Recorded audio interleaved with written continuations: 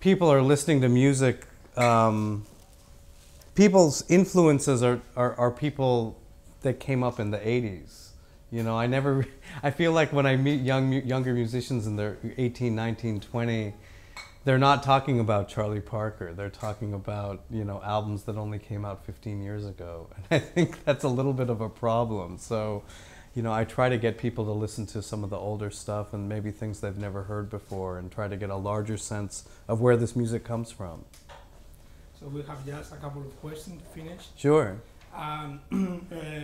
The next question is, when you get a certain musical level, you tend to pick the music you listen to. Do you think there is an orderly way of listening to music in order to prevent it from influencing you excessively? That's a really interesting question. I'm not even sure I know how to understand that.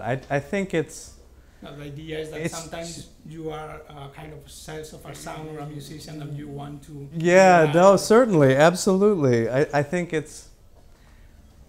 one just needs to have some really focus on trying to develop their individual sound, and I think once you feel comfortable knowing what that is,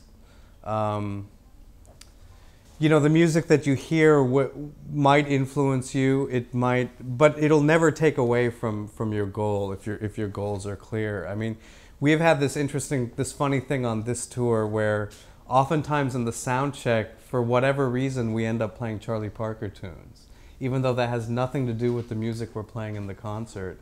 And I feel like that actually has an effect on at least on how I play a little bit, you know, because it takes me back to a certain place when that's all I was listening to. And I feel like I'll try to play like that a little bit. But, you know, I don't think there's any harm in that. You know, we're all human beings. You know, when we're all hanging out together, if you and I hang out for a week and I use some colloquial expressions in English that you don't use, by the end of the week you'll be using them too, and vice versa.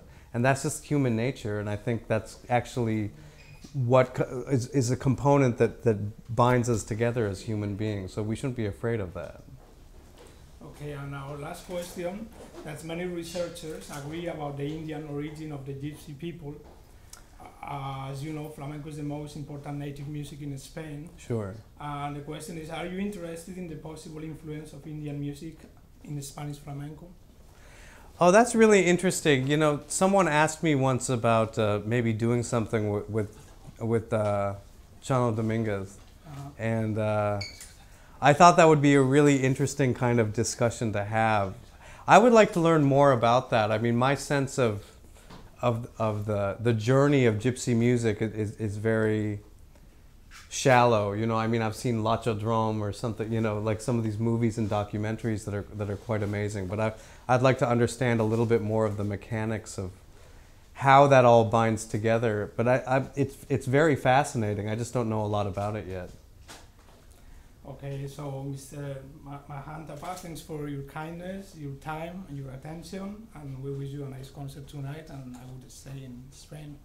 So thank you so much. It's been very nice talking to you. Thank you very much. Okay. Muchas gracias.